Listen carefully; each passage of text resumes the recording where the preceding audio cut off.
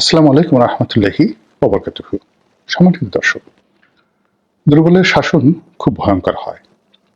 শাসক দুর্বল হলে তার মধ্যে মুনাফিকি প্রবল আকার ধারণ করে এবং তিনি নিজে আকণ্ঠ দুর্নীতিতে জড়িয়ে পড়েন। তার নৈতিক শক্তি থাকে না এবং তার শাসন আমলে দুর্নীতি রীতিমতো প্রাতিষ্ঠানিক রূপ লাভ করে। যে বক্তব্য দিয়েছেন মোহাম্মদ সক্রেটিস যে এমন একটা সময় আসবে যখন দুর্নীতিবাজরা উল্লাস নৃত্য করবে, যখন সবচেয়ে মূর্খ যে লোকটি সেটি ক্ষমতার চেয়ারে বসে থাকবে, জ্ঞানীরা বা পণ্ডিতেরা তাদের পাণ্ডিত্যের জন্য অনুশোচনা করবে। তো এই যে মোহাম্মদ সক্রেটিস, সেই বক্তব্যটি এখন কোন পর্যায়ে আছে বাংলাদেশের জন্য, আমেরিকার জন্য, ভারতের জন্য, সেটি নিয়ে আপনারা চিন্তা ভাবনা করুন। এই বিষয় নিয়ে আমি কোনো কথা বলতে চাই না, বা আজকে যে প্রসঙ্গটি নিয়ে আলোচনা করবে সেই প্রসঙ্গের সঙ্গে শেখ হাসিনার, খালেদা জিয়ার, তারেক জিয়ার, ডক্টর শফিকের বা ডক্টর মোহাম্মদ ইউনূসের আদৌ কোনো সম্পর্ক আছে কি আছে না, এটা নিয়ে আমার কোনো ইন্ডিকেশন নাই, চিন্তাই নাই। আমি কেবলমাত্র একটা ভাব সম্প্রসারণ করার জন্য যে বিষয়টি নিয়ে আলোচনা করব, দুর্বলের শাসন খুব ভয়ঙ্কর হয়, এটার ঐতিহাসিক প্রেক্ষাপট বর্ণনা করব, যাতে করে আপনারা বুঝবেন যে শক্তিশালী মানুষ ক্ষমতায় বসলে কি হয় আর দুর্বল মানুষ ক্ষমতায় বসলে কি হয়। প্রথমে শক্তিশালী মানুষের সম্পর্কে বলে নিই। বেশি দূরে যাওয়ার দরকার নেই। আমাদের ভারতের দুজন শক্তিশালী শাসক ছিলেন, গিয়াসউদ্দিন বলবন আর সম্রাট আলাউদ্দিন খিলজি। গিয়াসউদ্দিন বলবন তিনি ২০ বছর ছিলেন প্রধানমন্ত্রী আর ২০ বছর ছিলেন সুলতান। আর তার আগে, অর্থাৎ প্রধানমন্ত্রী হওয়ার আগে ইলতুৎমিশের জমানায় তিনি ছিলেন যে রাজকীয় গার্ড রেজিমেন্ট রয়েছে, এখন বাংলাদেশে যেভাবে এসএসএফ আছে, এই রাজকীয় গার্ড যে আছে, প্রাসাদরক্ষী, সম্রাটের দেহরক্ষী, সেই বাহিনীর প্রধান। এখন বাংলাদেশে ধরেন এসএসএফ এর একজন মেজর বা পিজিআর এর একজন কর্নেল বা এসএসএফ এর যিনি প্রধান রয়েছেন একজন মেজর জেনারেল, তাদের দাপটে আপনারা তটস্থ থাকেন না। এমনকি যিনি এসএসএফ এর প্রধান হন, পুরো সেনাবাহিনীর মধ্যে তার একটা কর্তৃত্ব থাকে। এই মুহূর্তে যিনি এসএসএফ এর প্রধান আছেন, নিঃসন্দেহে তার ক্ষমতা কোনো অংশে কম নয়, বা ডিজিএফ এর প্রধান যিনি আছেন তার ক্ষমতা কোনো অংশে কম নয়।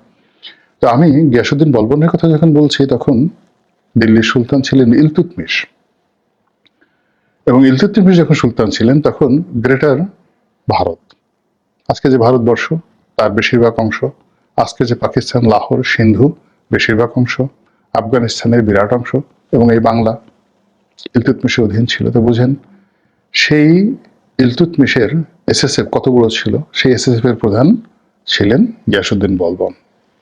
তার সারাটা জীবন তিনি সৎ ছিলেন এবং খুব কঠোর ছিলেন।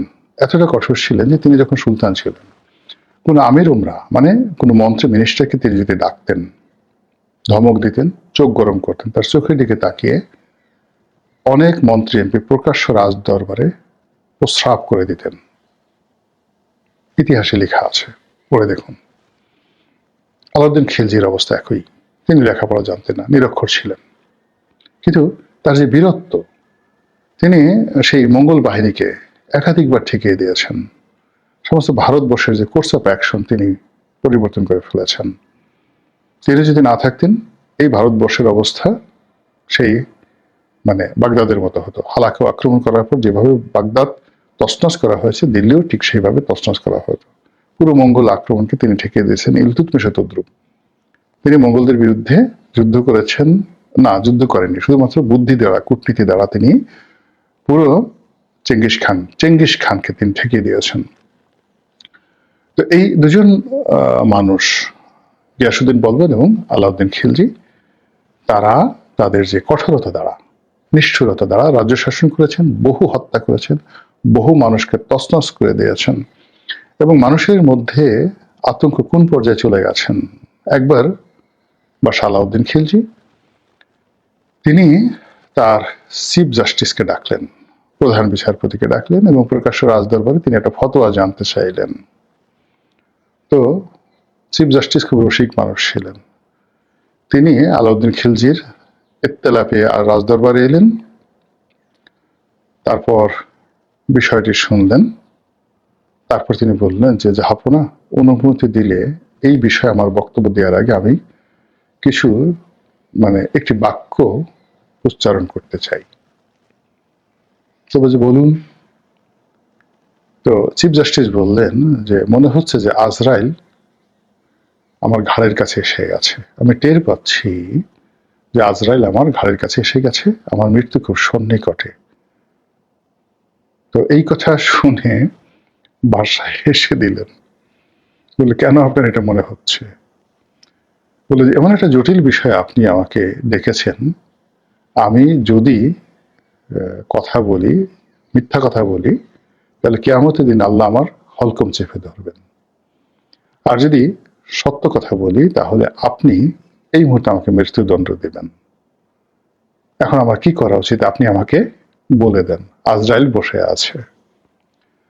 তখন বাদশাহ হেসে দিলেন।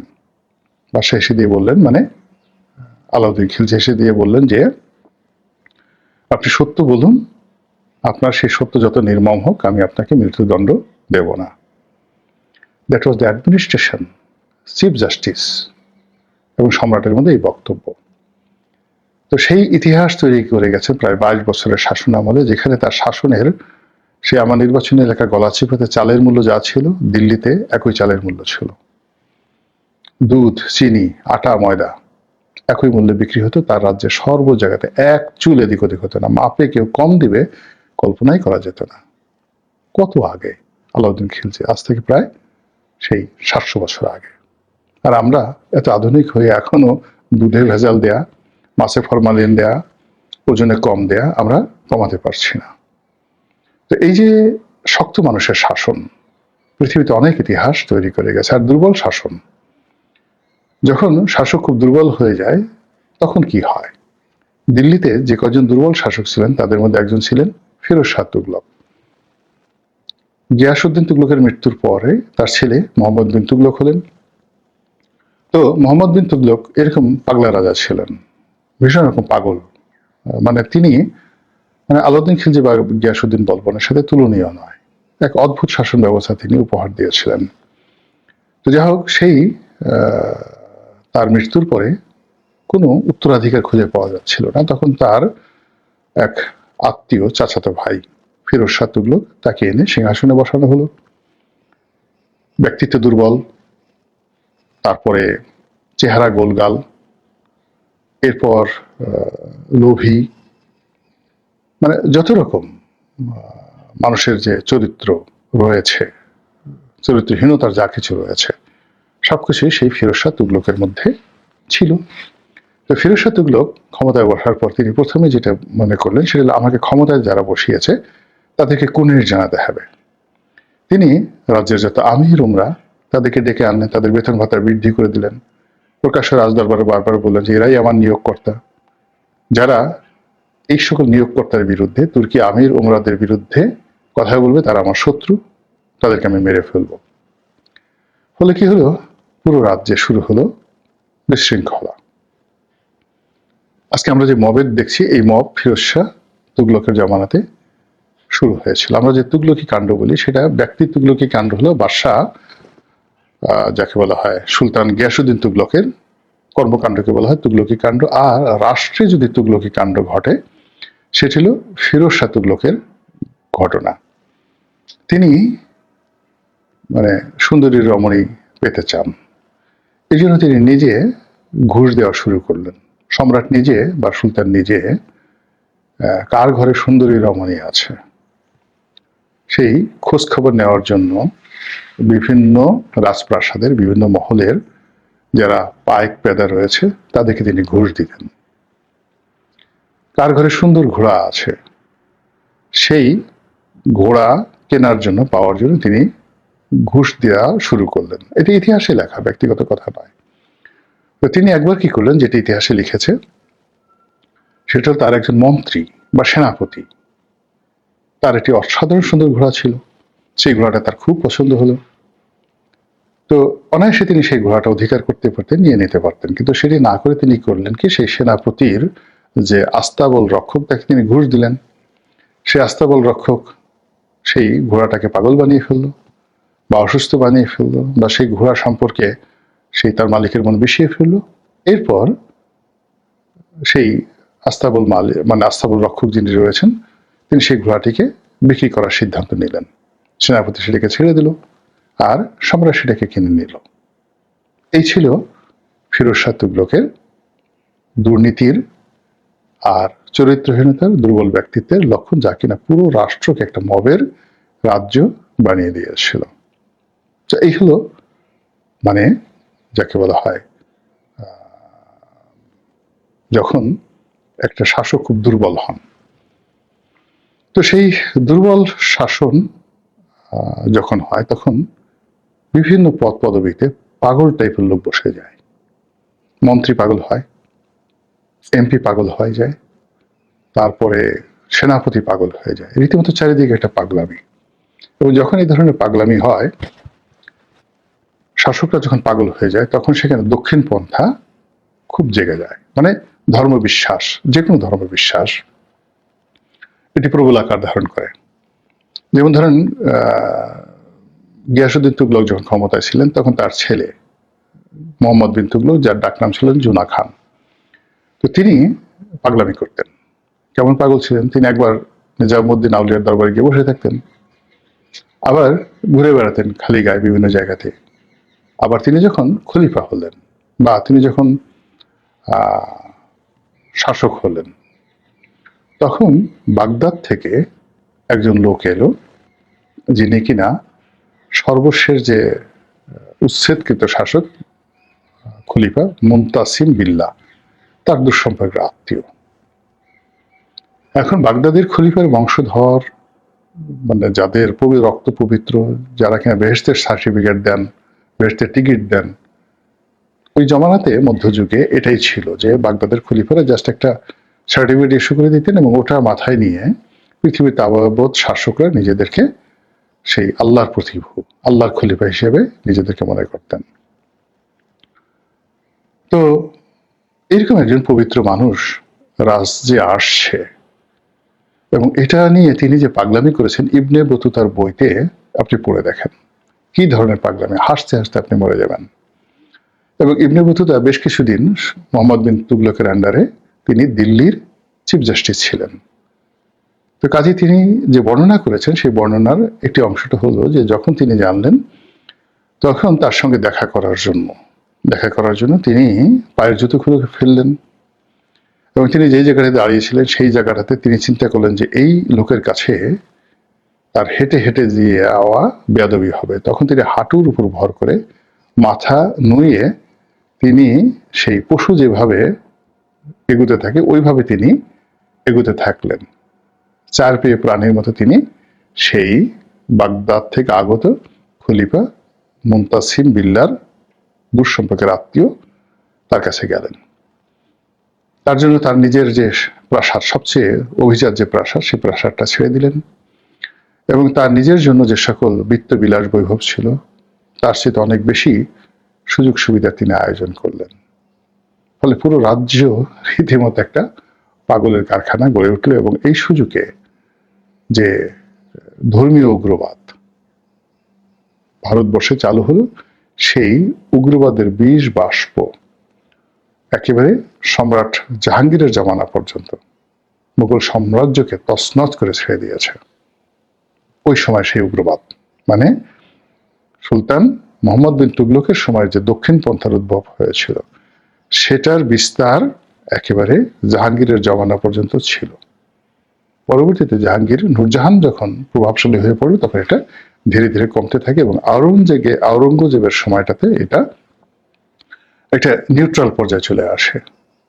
যেভাবে ইংল্যান্ডে খুব চার্চ শক্তিশালী হয়েছিল, মানে রাজা যদি শুল্ক আরোপ যেভাবে করতে পারত, ঠিক সেইভাবে রাষ্ট্রীয় সকল কর্মে খ্রিস্টানদের যে ধর্মগুরু যারা ছিলেন, পোপ, তার ক্ষমতা অনেক অনেক বেশি ছিল।